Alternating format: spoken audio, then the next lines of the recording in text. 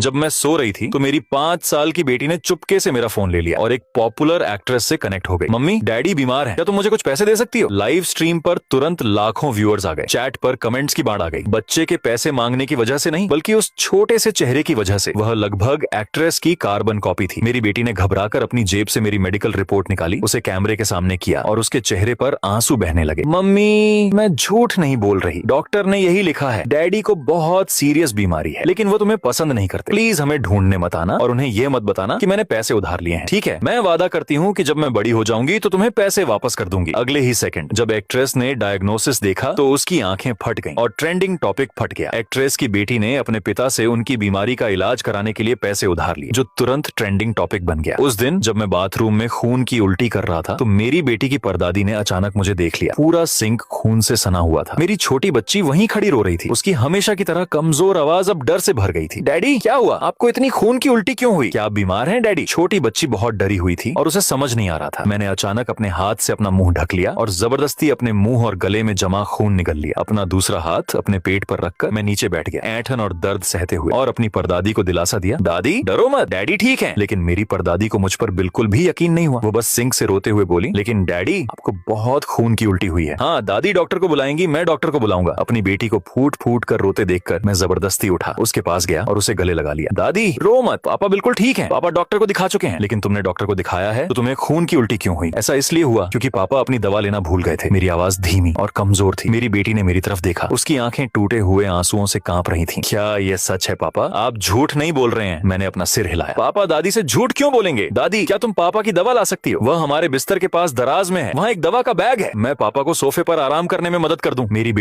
बेटी सिर्फ 4 साल की थी, बहुत छोटी। उसने मेरा हाथ कसकर पकड़ लिया, जैसे उसे डर हो कि मैं गिर जाऊंगी। उसकी आंखों में आंसू भर आए, उन्हें रोकने की कोशिश कर रही थी। मेरी दादी, अगर पापा गुजर गए तो तुम क्या करोगी? तुम कितनी छोटी हो। सोफे पर बैठने के बाद मेरा इंतजार करो, मैं दवा लेने जाकर अभी आती हूँ। जल्द ही वह मेरा दवा का बैग वापस ले आई। दादी दवा से भरा बैग देखकर चौंक गई। अगले ही पल उनकी आंखों में फिर से आंसू आ गए। डैडी, इतनी सारी दवा, क्या इसे लेने के बाद आप ठीक हो जाएंगे? मैंने अपनी आंखें बंद की, एक गहरी सांस ली और उन्हें दिलासा देने से पहले अपने आंसू रोके। डैडी दवा लेने के बाद ठीक हो जाएंगे, दादी डरो मत। ठीक है, मैं डैडी के लिए पानी लाती हूँ। छोटे बच्चे ने कप लिया, पानी का गिलास लेने के लिए धीरे धीरे आगे बढ़ा और सावधानी से वापस चला गया। डैडी जल्दी से अपनी दवा ले लो, इसे लेने के बाद आपको बेहतर महसूस होगा। मैंने सिर हिलाया, दवा का बैग खोला और उल्टी रोकने वाली और दर्द की दवा ले ली। मैंने अपनी आंखें बंद कर ली और मुझे पूरी तरह से कमजोरी महसूस हुई। मैं बिल्कुल भी हिलना नहीं चाहती थी। मैंने बाथरूम में पानी की आवाज कम सुनी, अपनी आंखें खोली और देखा कि दादी अपनी आस्तीन ऊपर करके एक छोटे से स्टूल पर खड़ी थी और कपड़े से मेरी उल्टी से निकले खून के धब्बे पोंछ रही थी। उसके गोल मटोल छोटे हाथ पोंछ रहे थे और धो रहे थे। मैं जोर से चिल्लाया, दादी इसे वहां रख दो, डैडी पोंछने में मदद करेंगे। डैड, दादी अब बड़ी हो गई हैं, वो भी बहुत अच्छे से सफाई कर सकती हैं, लेकिन मेरे बच्चे, तुम सिर्फ 4 साल के हो। मेरा गला रुंध गया और मैं बोल नहीं पाया। मैंने आंख के कोने से टेबल पर रखे एक कागज पर नजर डाली। ये हॉस्पिटल का डायग्नोसिस था और मैं साफ साफ देख पा रहा था कि उस पर लिखा था, पक्का 47 कैंसर सेल्स लिवर और फेफड़ों में फैल गए हैं। मैं बस थोड़ी देर लेटना चाहता था, लेकिन मैं सो गया और 5 घंटे सोया। जब मैं उठा तो मेरे ऊपर का कंबल रजाई बन गया था। मेरा भाई, जो बिजनेस ट्रिप पर गया हुआ था, वापस आ गया था और दादी के साथ मेरे सामने बैठा था। मेरे भाई के चेहरे पर उलझन थी और वह बोलने में झिझक रहा था। दादी दोषी लग रही थी, जैसे उन्होंने कुछ गलत किया। उसकी पलकों पर लकीरें थीं और आंखें लाल थीं, साफ तौर पर रोने की वजह से। उन दोनों ने, एक बड़ी और एक छोटी, कुछ नहीं कहा, बस मुझे देखा। मैंने बोलने की कोशिश की, लेकिन मेरी आवाज भारी और बेजान थी। क्या हुआ? मैंने पूछा। पापा, मैंने कुछ गलत कर दिया। क्या हुआ? दादी, उन्होंने हमारी वॉइस चैट सुनी और फिर वो पैसे उधार लेने के लिए लियू रुयान के पास गई। मेरा दिल जोर से धड़क उठा। क्या दादी पैसे उधार लेने के लिए लियू रुयान के पास गई? आज दोपहर लियू रुयान फैन से बातचीत करने के लिए लाइव हुई और दादी उनसे सक्सेसफुली कनेक्ट हो गई। उस समय लाइव स्ट्रीम में 10 मिलियन लोग थे और ये पहले से ही ट्रेंड कर रहा है। मैंने तुरंत अपना फोन खोला और ट्रेंडिंग टॉपिक पर क्लिक किया। लियू रुयान की बेटी अपने पिता के मेडिकल ट्रीटमेंट के लिए पैसे उधार लेने के लिए उनसे लाइव स्ट्रीम पर कनेक्ट होती है। टॉप ट्रेंडिंग टॉपिक लियू रुयान और उनकी बेटी के लाइव स्ट्रीम कनेक्शन की स्क्रीन रिकॉर्डिंग थी। आर्टिकल में लिखा था, आज दोपहर एक्ट्रेस लियू रुयान ने लाइव स्ट्रीम पर फैंस से बात की और उनकी बेटी अपने पिता के कैंसर ट्रीटमेंट के लिए पैसे उधार लेने के लिए उनसे जुड़ी। मेरा दिमाग एक पल के लिए खाली हो गया। मैंने वीडियो खोला और लियू रुयान कैमरे के सामने बैठी थी, बहुत ही आकर्षक। उन्होंने ब्लैक क्रिस्टल ड्रेस और नाजुक हाई हील्स पहनी हुई थी और दर्शकों के कमेंट्स का जवाब दे रही थी। जब उन्होंने दादी को कैमरे पर देखा तो वह एकदम से रुक गए और बताया कि दादी कितनी हद तक उनकी तरह दिखती हैं। वह उनकी कार्बन कॉपी थी, एक छोटा रूप। लाइव स्ट्रीम चैट कुछ सेकंड के लिए खाली हो गई, फिर हंगामा मच गया। ये कौन है? ये बिल्कुल हमारी देवी जैसी दिखती है। जब सब सोच रहे थे, दादी ने आंखों में आंसू भरकर लियू रुयान को देखा और रोते हुए कहा, मॉम, मेरे डैड बीमार हैं, क्या तुम मुझे कुछ पैसे उधार दे सकती हो? तुमने मुझे क्या कहा? दादी ने ने फिर पुकारा, मॉम क्या तुम बता नहीं सकती, मैं तुम्हारी बेटी हूँ। उनकी आंखों में आंसू आ गए। पापा ने आज बहुत खून की उल्टी की। मैं बहुत डरी हुई हूँ, उन्हें बहुत सीरियस बीमारी है और उन्हें बहुत सारे पैसों की जरूरत है। दादी और भी जोर से रोने लगी। उनके आंसू बेकाबू होकर बह रहे थे। उनका नाजुक चेहरा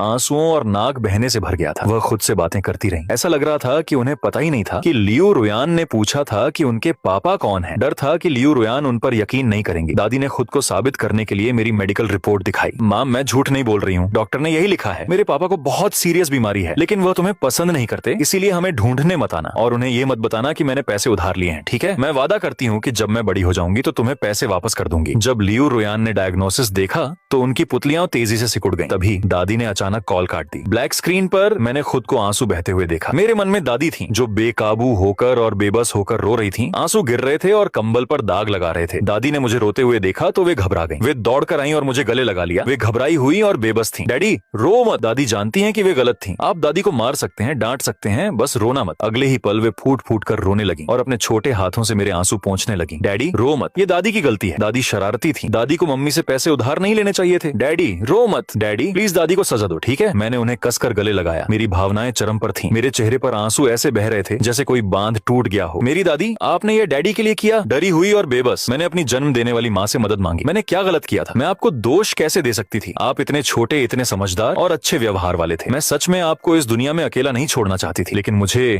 बंद आंखों ने चुना था। मेरे जन्म देने वाले माता पिता ने मुझे जन्म के समय ही छोड़ दिया था क्योंकि मैं काम करने के लिए बहुत कमजोर था। उन्होंने मुझे पालने के बजाय किसी और को दे दिया। मेरे गोद लेने वाले माता पिता ने मेरे साथ बहुत अच्छा बर्ताव किया, मुझे अपने बच्चे की तरह पाला, मुझे एक प्यार करने वाले परिवार में बड़ा होने दिया। ऐसा लगता है कि किस्मत हमेशा मेरे साथ मजाक करती है। ऐसा लगता है कि वह मुझे खुश नहीं देख सकती। बदकिस्मती ने मेरी प्यारी माँ को मुझसे छीन लिया, मुझे 8 साल का और मेरे कमजोर और बीमार पिता को छोड़ दिया। हम गुजारे के लिए एक दूसरे पर निर्भर थे और हमारे दिन काफी खुश थे। कॉलेज एंट्रेंस एग्जाम के बाद मुझे एक जानी मानी यूनिवर्सिटी से बहुत अच्छे ग्रेड के साथ एडमिशन लेटर मिला। मैं अपने पिता को घर पर अकेला नहीं छोड़ना चाहता था। मैं चाहता था कि मेरे पिता मेरे साथ आए। मेरे पिता मान गए, लेकिन उसी दिन बदकिस्मती ने फिर से दस्तक दी। बंद आंखों ने मेरे पिता को चुना। मैं रोया और भगवान से विनती की कि मेरे पिता को मुझसे दूर न करें, मेरे परिवार के इकलौते सदस्य को मुझसे दूर न करें। लेकिन इस मामले में भगवान का कोई दखल नहीं था। मेरे पिता बीमारी की वजह से चले गए। जिस दिन उनकी मौत हुई उस दिन हमारे अपार्टमेंट की बिल्डिंग में आग लग गई और आग मेरे घर तक फैल गई। मेरा बचा हुआ इकलौता घर भी चला गया और मेरा कॉलेज का एक्सेप्टेंस लेटर भी जल गया। उस दिन के बाद अकेलापन मेरा हमेशा का साथी बन गया। बाद में मैं लियू रुयान से मिली और उनसे बेकाबू होकर प्यार करने लगी। मुझे लगा कि आखिरकार इस दुनिया में कोई मुझसे प्यार करता है। मुझे लगा कि मुझे खुशियों की सौगात मिली है। लेकिन बाद में मुझे एहसास हुआ कि यह खुशी नहीं बल्कि बदकिस्मती थी जो मुझ पर फिर से आ गिरी थी। नाई नाई ने अचानक कॉल काट दी क्योंकि उसका भाई चेनजी वापस आ गया था। चेनजी ने बताया कि डायग्नोसिस रिपोर्ट में घर का पूरा पता और फोन नंबर था। नाई नाई के हाथ में एक पत्थर था जिससे घर का पता तो ब्लॉक हो गया लेकिन फोन नंबर नहीं। कॉल खत्म होने के बाद मेरा फोन अलग अलग नंबरों से बजता रहा, इसलिए उसने जल्दी से सिम कार्ड निकाल दिया और अकाउंट को प्राइवेट मैसेज एक्सेप्ट न करने के लिए सेट कर दिया। मुझे जगाने की हिम्मत न होने पर वह सोफे पर बैठकर मेरे जागने का इंतजार करने लगी। तभी दरवाजे की घंटी बजी और उसके भाई ने आवाज लगाई, नाना दरवाजा खोलने गई। ये तुम्हारी गॉड मदर है। नाना तुरंत अपने छोटे पैरों से दरवाजे की तरफ भागी। 2 सेकंड बाद मैंने नाना को हैरानी से पूछते सुना, कैसे हो? तुम्हें ये जगह कैसे मिली? मैं बाथरूम से बाहर आया और इधर उधर देखा। मैंने लियू रुयान को देखा जिससे मैं 5 साल से प्यार करता था। जैसे ही हमारी नजरें मिली मेरा दिमाग एक पल के लिए खाली हो गया। जब मुझे होश आया तो लियू रुयान ने मुझे कसकर गले लगा लिया था जैसे उसे डर हो कि मैं भाग जाऊंगा। यूरो, क्या तुम्हें पता है कि मैं तुम्हें 5 साल से ढूंढे रही हूँ? तुम क्या सोच रहे थे? अगर तुम्हारे पास पैसे नहीं थे और तुम गुजारा नहीं कर सकते थे तो तुम मुझे फोन कर सकते थे। तुम अपनी बेटी को नकली मेडिकल रिकॉर्ड के साथ मेरे पास कैसे आने दे सकते थे? मैंने शी यू की एक्स लवर को धक्का दिया और उससे रूखेपन से पूछा, तो तुम्हें लगता है कि मेरे पास पैसे नहीं है और मैं गुजारा नहीं कर सकता, इसलिए तुमने जानबूझकर अपनी बच्ची को नकली मेडिकल रिकॉर्ड के साथ पैसे मांगने के लिए अपने पास आने दिया। लियू रुयान अपने एजेंट के साथ आई। उसे मेरे बारे में तब पता था जब मेरा लियू रुयान के साथ अफेयर चल रहा था। उसने मुझे कभी ठीक से नहीं देखा जब तक यह पता नहीं चला कि मैं लियू रुयान का आराम करने वाला आदमी हूँ। मेरे सवाल सुनकर उसने सीधे सीधे जवाब दिया, तुम अब बिल्कुल ठीक खड़े हो। तुम्हें कैंसर जैसा बिल्कुल नहीं लग रहा। तुम्हारे पास सिर्फ हाई स्कूल डिप्लोमा है, कोई स्किल नहीं। तुम जरूर कंगाल हो और रुयान से कुछ पैसे ठगने के लिए बच्चे का इस्तेमाल करने की कोशिश कर रहे हो। और बात को और खराब करने के लिए तुमने जानबूझकर बच्चे से उसके लाइव स्ट्रीम के दौरान रुयान से कांटेक्ट करवाया, साफ तौर पर बाहरी दुनिया को उसके होने का पता चलने के लिए, और उम्मीद थी कि पब्लिक प्रेशर का इस्तेमाल करके रुयान के पास वापस आ जाओगे। लियू रुयान ने अपने मैनेजर की बात नहीं मानी और मुझे फिर से प्यार से गले लगाते हुए कहा, आह युआन, तुम्हें ऐसा करने की जरूरत नहीं थी। मैं तुम्हें हमेशा से ढूंढ रही थी, तुम्हारे मेरे पास वापस आने का इंतजार कर रही थी। फैंग युआन, तुम जीत गए। मैं तुमसे सच में प्यार करती करती हूँ, मैं तुमसे सच में प्यार करती हूँ। मैंने मजाक उड़ाया। उसने एक बार कहा था कि वह मुझसे सच में प्यार करता है, एक से ज्यादा बार। मुझे उस पर सच में यकीन था, लेकिन बाद में मुझे गलती से पता चला, मुझे उसके फोन में राज पता चले तो पता चला कि वह मुझसे प्यार नहीं करता था। उसके प्यार भरे शब्द बस मुझे फंसाने का एक तरीका थे, अपनी प्रेमिका के लिए, अपनी चाहत के लिए मुझे एक जरिया, अपनी इच्छाओं को कम करने का एक जरिया बनाना। अपने पिता को उनकी बीमारी से बचाने के लिए मैंने रिश्तेदारों से बहुत सारे पैसे उधार लिए। मेरे पिता के गुजर जाने के बाद मैंने कर्ज चुकाने के लिए काम करना शुरू कर दिया। यह मेरी माँ की मौत के बाद दूसरा साल था। खाना डिलीवर करते समय मेरा सामना एक अजीब कस्टमर से हुआ जिसने मेरे खाने पर शर्त लगाई और मेरे कमीशन से 500 युआन काट लिए। यह वह कमीशन था जो मैंने 3 दिनों तक दिन में 10 घंटे से ज्यादा काम करने के बाद कमाया था। मेरे पिता की मौत के बाद से मैं बेपरवाह हो गया था, लेकिन उस दिन मैं आखिरकार टूट गया। मैं पार्क में रुका और अपनी इमेज को नजरअंदाज करते हुए फूट फूट कर रोया। आसपास बहुत से लोग थे, लेकिन किसी ने मुझे दिलासा नहीं दिया। इसके बजाय बड़े लोगों ने मुझे शोर मचाने के लिए डांटा और कहीं और जाकर रोने को कहा। सिर्फ एक लड़की, उसने मुझे गले लगाया, धीरे से मेरी पीठ थपथपाई और पूछा कि मैं इतना जोर से क्यों रो रहा हूँ। क्या हुआ? उसने पूछा। उस पल मुझे लगा जैसे वह मुझे बचाने वाली कोई परी हो। मैंने अपना चेहरा पोंछा। मैं पूरी तरह से उस पर फिदा हो गया था। उसने हल्के नीले रंग का स्वेटर और सफेद स्कर्ट पहनी हुई थी और एक मास्क पहना हुआ था, इसलिए मैं उसका चेहरा नहीं देख पा रहा था। मुझे याद है मेरे पहले शब्द थे, क्या मैं देख सकता हूँ कि तुम कैसी दिखती हो? जरूर, लेकिन यहाँ नहीं। मैंने पूछा क्यों? उसने कहा कि बहुत ज्यादा लोग थे। मुझे लगा कि वह कम्युनिटी से होगी, इसलिए मैंने उसे अपने इलेक्ट्रिक स्कूटर पर बिठाया और भीड़ से दूर ले गया। जैसे ही उसने अपना मास्क उतारा, मेरा दिल जोर से धड़कने लगा। मेरे दिल में खुशी की लहर दौड़ गई, मेरा एड्रेनालाइन बढ़ गया और मेरे शरीर का खून भी गर्म हो गया। वह एहसास शब्दों में बयान नहीं किया जा सकता। जैसे मेरे मेरिडियन खुल गए हों और अचानक मेरे पास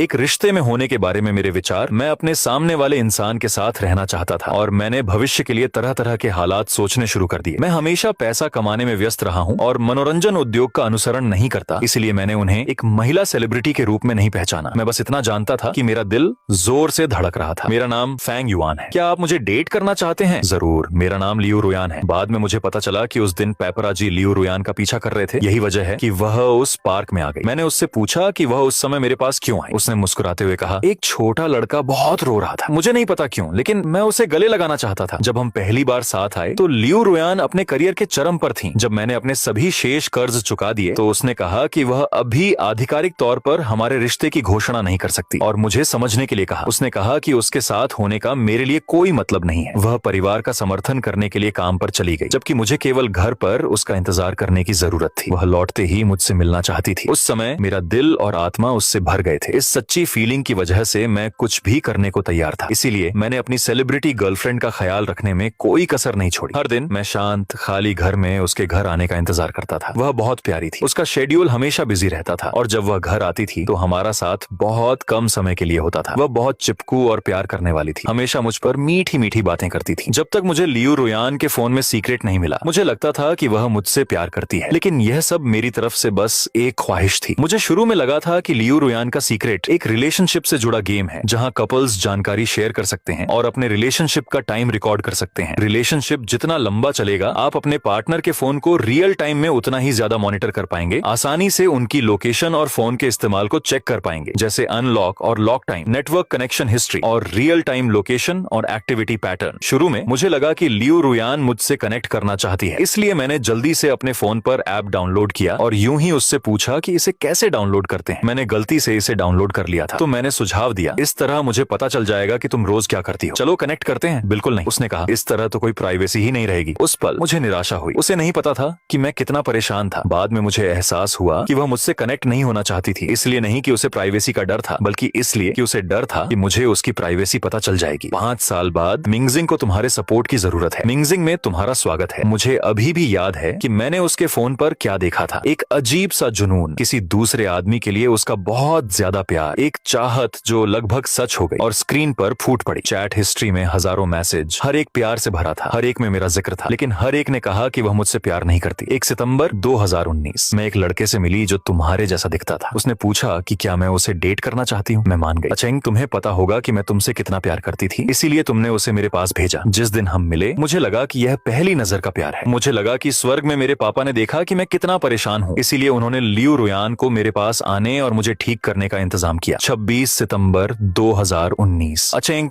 मुझे तुम्हारी बहुत याद आती है। वह सच में तुम्हें याद करता है। उसने कहा कि वह मुझे पसंद करता है। मैंने अब से उससे अच्छे से प्यार करने का फैसला किया और उस दिन मैंने उसे पहले किस किया, उसे बताया कि मैं उसे बहुत पसंद करती हूँ और उसे पूछा कि क्या वह मुझे थोड़ा भी पसंद करता है। उसने हाँ कहा। कहा 10 अक्टूबर 2019 अचेंग, आज तुम्हारी मौत की सालगिरह है, लेकिन मैं अब उसके साथ हूँ। वह न सिर्फ तुम्हारे जैसा दिखता है बल्कि उसकी आदतें भी वैसी ही हैं। जिस दिन मैंने खाना बनाने की पहल की उसने मुझे तुम्हारी और भी याद दिला दी। उस दिन हमने पागलों की तरह खाना बनाया। आखिर में मैं इतनी थक गई थी कि मैं स्पैचुला भी नहीं उठा पा रही थी। अगले दिन मेरे पूरे शरीर में दर्द हो रहा था। उसने मेरी पीठ और पैरों की मालिश की और दलिया बनाने में मेरी मदद की। 30 नवंबर 2019 अशेंग, तुम कितने बेरहम हो। तुमने मुझे ऐसे ही छोड़ दिया। अशेंग, चिंता मत करो, मैंने अपनी कसम नहीं तोड़ी है। मैं इस जिंदगी में सिर्फ तुमसे प्यार करूंगी, सिर्फ तभी जब मुझे सच में तुम्हारी याद आएगी। तो वह वफादारी को ऐसे बताता है। 2 दिसंबर 2019 अशेंग, मैं अब और खुद को रोक नहीं सकी। मैं वापस गई और उससे मेरे साथ लुका छिपी खेलने को कहा। मैंने उसे फिर से थका दिया, लेकिन मुझे उस पर बिल्कुल भी तरस नहीं आ रहा, क्योंकि मैं उससे प्यार नहीं करती। वह मैं तुमसे प्यार करता हूँ। जिस दिन वह वापस आया वह मुझे दीवार से सटाने का इंतजार नहीं कर सका। उसने कहा कि उसे मेरी इतनी याद आई कि वह खुद को कंट्रोल नहीं कर सका। तो उस दिन वह एक औरत की तरह था। 9 मार्च 2020 अशेंग, मैंने हमेशा उसे तुम्हारा माना है। मैंने हमेशा तुमसे प्यार किया है। 1 जून 2020 अचेंग, हैप्पी चिल्ड्रंस डे। अचेंग, जब मैं उसके साथ था तो मैं सिर्फ तुम्हारे बारे में सोचता था। मैंने उससे तुम्हारा सारा कर्ज चुकाया। बाद में मुझे लगा जैसे कोई मेरा पीछा कर रहा है। मैं कांप रहा था। मुझे बिल्कुल समझ नहीं आ रहा था कि आगे कैसे पढूं। पेड़ पर ध्यान से लिखे शब्दों में 2 शब्द भरे गए, सब्स्टिट्यूट। मैं उस आदमी का सब्स्टिट्यूट थी जिससे वह प्यार करती थी। कितना अजीब है, जिस औरत से मैं 5 साल तक प्यार करती थी वह कहती रही कि वह मुझसे प्यार करती है, लेकिन असल में उसने मेरे साथ किसी दूसरे आदमी जैसा बर्ताव किया। प्यार के वो काम सिर्फ इसलिए थे क्योंकि उसका अपने प्यार के लिए प्यार चरम पर पहुंच गया था और दवा ने काम कर दिया था। इसीलिए उसने मुझे आकर उसे ले जाने के लिए कहा। इससे भी ज्यादा मजेदार बात यह थी कि मैंने खुद को 5 साल के लिए बंद कर लिया था। समाज से पूरी तरह कट गया था। मेरी दुनिया सिर्फ लियू रोयान की थी। हालांकि मुझे साफ पता था कि मुझे चले जाना चाहिए, मुझे इस औरत को छोड़ देना चाहिए, लेकिन उसके लिए मेरी गहरी भावनाओं ने मुझे उनसे पूरी तरह नाता तोड़ने से रोक दिया। उस दौरान मैं अक्सर अपना आपा खो देता था, जिससे लियू रोयान को गुस्सा आता था। मैंने काम छोड़ दिया और उसके साथ घर पर रहा ताकि उसके सो जाने के बाद मैं उसकी चैट हिस्ट्री देख सकूं। सबसे दर्दनाक चीज चाकू से कटना है। हर कट पिछले कट से ज्यादा दर्दनाक होता है, गहरा और गहरा, क्योंकि मुझे पता है कि सिर्फ बहुत ज्यादा दर्द ही मुझे होश में ला सकता है। हजारों मैसेज मैंने उन्हें देखा, हंसते हुए उन्हें सबूत के तौर पर रखा। जिन दिनों में अक्सर लियू रोयान का फोन चेक करता था वह मरे हुए अचेंग को बार बार मैसेज करने लगी। मैंने तुमसे किया वादा तोड़ दिया, मुझे उससे प्यार हो गया है। वो तुम्हारा सब्स्टिट्यूट नहीं है, वो फैंग युआन है, मेरा आदमी। अचेंग, मुझे दोष मत दो, मुझे उससे सच में प्यार हो गया है। इससे पहले कि मुझे यह पता चलता वह अभी भी जिससे वह प्यार करती थी उसके लिए अपनी चाहत जाहिर कर रही थी। उसने असल में उसे बताना शुरू कर दिया था, लेकिन जब मुझे पता चला तो उसे मुझसे प्यार हो गया। क्या यह अजीब है? क्या यह मजेदार नहीं है? उसे मुझसे प्यार नहीं हुआ, उसे बस पता चला कि मैंने उसका राज देख लिया है। वह खुद को छोड़ने से रोकने के लिए कहती थी कि वह मुझसे प्यार करती है, यह सोचकर कि मैं उससे पागलों की तरह प्यार करता हूँ, कि वह उसके बिना नहीं रह सकती। यह सोचकर कि जब तक वह कहती रहेगी कि वह मुझसे प्यार करती है मैं उस पर विश्वास करूंगा और उसके साथ रहूंगा। तो उस रात उसने कॉन्फिडेंस से सोने का नाटक नहीं किया, बल्कि अपना गाल मेरी पीठ से सटा दिया। उसकी आवाज नरम थी, हनी मत देखो, अभी मैं तुमसे प्यार करती हूँ। मैंने उसे जबरदस्ती दूर धकेल दिया, जिससे उसकी असली फीलिंग्स और दिखावटी झूठ सबके सामने आ गए और उसने बस नाटक करना बंद कर दिया। हंसते हुए कहा, फैंग युआन, तुम मुझसे बहुत प्यार करते हो, क्या तुम्हारी हिम्मत है मुझसे ब्रेकअप करने की? मेरी हिम्मत है लियू रोयान, हम खत्म हो गए, अब मेरे घर से निकल जाओ। तुम्हें मेरे खरीदे हुए कुछ भी लेने की इजाजत नहीं है। मैंने लियू रोयान को फिर से दूर धकेल दिया, उसे ठंडे और बेपरवाही से देखते हुए। लियू रोयान, तुम्हारा प्यार घिनौना है, ये घिनौना है, कितना इंटरेस्टिंग है, तुम नाटक भी कर रही हो। तुमने यह स्टंट सिर्फ सबको अपने और बच्चे के बारे में बताने के लिए किया है ताकि रोयान तुम्हारे पास वापस साथ आने के लिए आए, है ना? लियू रोयान ने भी ऐसा ही सोचा। वह आगे बढ़ी, फिर से मेरी कलाई छूने के लिए हाथ बढ़ाया। उसकी आवाज में हमेशा की तरह कॉन्फिडेंट और नरमी थी, जैसे हमारे बीच 5 साल का अनबन कभी था ही नहीं। जब हम फैंग युआन पहुंचे तो तुमने चुपके से हमारी बच्ची को ले लिया और 5 साल की होने तक अकेले ही उसे पाला। क्या तुम अब भी मुझसे प्यार नहीं करती? जेंग ने। ये शब्द एक नाजुक सुई की तरह थे जो मेरे पहले से ही छलनी दिल में चुभ रहे थे। मैं जोर से हंसे बिना नहीं रह सका, एक ऐसी हंसी जो जबरदस्त ठंड और मजाक से भरी थी, जिससे मेरे पेट का दर्द और भी बढ़ गया। लियू रोयान, नाटक करना बंद करो। मैंने निराशा से उसकी तरफ देखा। मेरी नजरें सर्दियों की बर्फ की तरह ठंडी थी। हर शब्द उसके चेहरे पर लग रहा था। क्या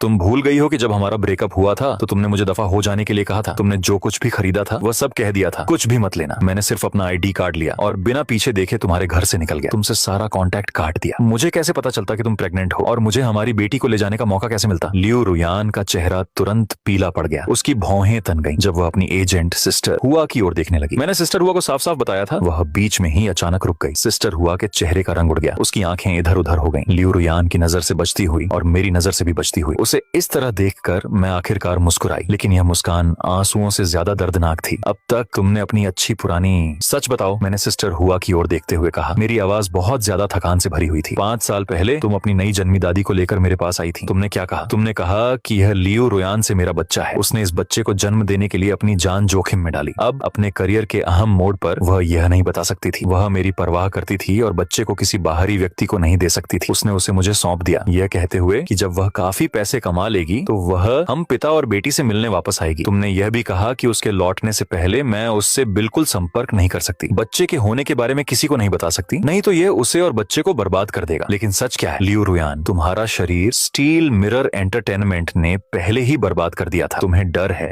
कि अपनी दादी को खोने के बाद तुम बच्चे पैदा नहीं कर पाओगी। मैं रुक गई, अपने पेट पर हाथ रखते हुए जो दर्द से ऐंठ रहा था। लियो रुयान का चेहरा जो मौत जैसा पीला पड़ गया था, उसे देखते हुए मैंने कहा, मैंने तुम्हारे झूठ पर यकीन कर लिया था। उस समय जब मैंने दीवार पर उसी माँ और बच्चे की बनी बच्ची को देखा, उन आंखों को देखा जो बिल्कुल मेरी जैसी थी। भले ही मुझे उससे बहुत दुख हुआ था, फिर भी मैंने उस बच्ची को अपना लिया। मैंने अपनी बेटी के साथ 3 नौकरियां की, सबसे सस्ते किराए के कमरे में रही, उसे सिर्फ फार्मूला और दलिया खिलाया, उसे इतनी छोटी बच्ची से 5 साल की उम्र तक पाला। मैंने साल दर साल तुम्हारा इंतजार किया, तुम्हें एक उभरते हुए सितारे से एक जानी मानी एक्ट्रेस बनते देखा, तुम्हें ऊंचे ऊंचे अवार्ड स्टेज पर खड़े होते देखा, फिर भी तुमने एक बार भी हमारी तरफ मुड़कर नहीं देखा। बाद में मुझे आखिरकार समझ आया, तुम्हारी बेबस होने की सारी बातें, मुझे अपने दिल में रखने की सारी बातें, ये सब झूठ था। मेरी आवाज धीमी हो गई, फिर भी निराशा का बोझ था। लेकिन तुम्हें पता नहीं है कि बच्ची मेरे हाथों में है। तुम शायद ये भी भूल गई हो कि तुम्हारा भी कभी एक बच्चा था और तुम उसे कभी दुख नहीं पहुंचाओगी। कभी भी उस बच्चे का इस्तेमाल उसके शुगर डैडी को ब्लैकमेल करने के लिए नहीं करोगी। लियो रुयान, जिसमें दया की कोई भावना नहीं थी, वहीं जम गई। वह एक कदम पीछे हटी, सिस्टर हुआ को हैरानी से घूर रही थी, उसकी आवाज कांप रही थी। सिस्टर हुआ, क्या उसने जो कहा वह सच है? सिस्टर हुआ का सिर और भी नीचे झुक गया, उसकी आवाज कमजोर और मुश्किल से सुनाई दे रही थी। रुयान, मैं यह तुम्हारी भलाई के लिए कर रही थी। बच्चे को जन्म देने के बाद तुम्हारी हालत बहुत खराब थी और तुम बस बच्चे को दूर भेजना चाहती थी। मुझे डर था कि तुम्हें बाद में पछतावा होगा। फैंग युआन बच्चे का बायोलॉजिकल पिता है